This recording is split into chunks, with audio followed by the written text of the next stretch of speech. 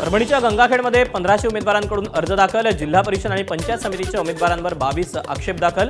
अर्जांची छाननी प्रक्रिया अजूनही सुरू असून निवडणूक निर्णय अधिकाऱ्यांच्या निर्णयाकडे सर्वांचं।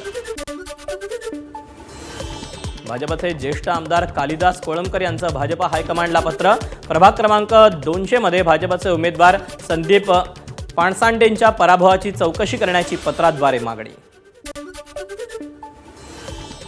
वन्यजीव मंडळाची व्याघ्र कॉरिडॉरमध्ये खाणकामाला परवानगी या निर्णयाविरोधात आदित्य ठाकरेंचं केंद्रीय मंत्री भूपेंद्र यादव यांना पत्र। नागपूरच्या विभागीय आयुक्त कार्यालयात ठाकरेंची शिवसेना आणि वंचितच्या 8 नगरसेवकांच्या गटाची नोंदणी।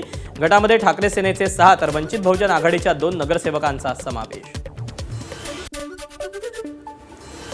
खासदार संजय राऊतांना मालेगाव कोर्टाकडून 1000 रुपयांचा दंड। मंत्री दादा भुसे यांनी दाखल केलेल्या अब्रू नुकसानीच्या सुनावणीला गैरहजर राहिल्यानं कारवाई। भंडारा शहरातील जिल्हा परिषदेच्या प्रवेशद्वारावर चिखली गावातील विद्यार्थ्यांसाठी या जिल्हा परिषद शाळेत 1ली ते 8वी साठी 2च शिक्षक असल्यानं शैक्षणिक नुकसान होत असल्याचा विद्यार्थ्यांचा आरोप।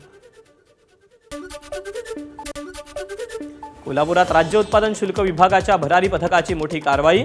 राजापूर मलकापूर रोडवरील अणुस्कुरा घाटात 1,30,00,000ची गोवा बनावटीची दारू जप्त। बँक कर्मचाऱ्यांची केंद्र सरकारसोबतची चर्चा निष्फळ। 27 जानेवारीला कर्मचाऱ्यांकडून संपाचा इशारा। सलग 4 दिवस बँका राहणार बंद। पुणे ग्रँड टूर सायकल रेसचा उद्या शेवटचा दिवस। 75 किलोमीटर लांबीच्या टप्प्यासाठी पिंपरी चिंचवड आणि पुणे शहरातील तब्बल 93 ठिकाणच्या वाहतूक व्यवस्थेत बदल। भिवंडीतील अंजूरच्या पेशवेकालीन 352 वर्ष जुन्या नाईक वाड्यात गणेश जन्माचा उत्साह। गंगाजी नाईक यांच्या वाड्यात 308 वर्षांपूर्वी सिद्धिविनायक गणपतीची प्रतिष्ठापना।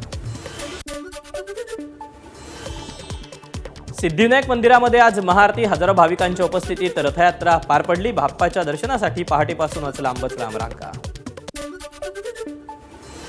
ठाण्यातील शिवाजीनगर परिसरात विहंग चॅरिटेबल ट्रस्टच्या वतीनं माघी गणेशोत्सव साजरा। परिवहन मंत्री प्रताप सरनाईकांकडून सहकुटुंब श्रींची मनोभावे पूजा।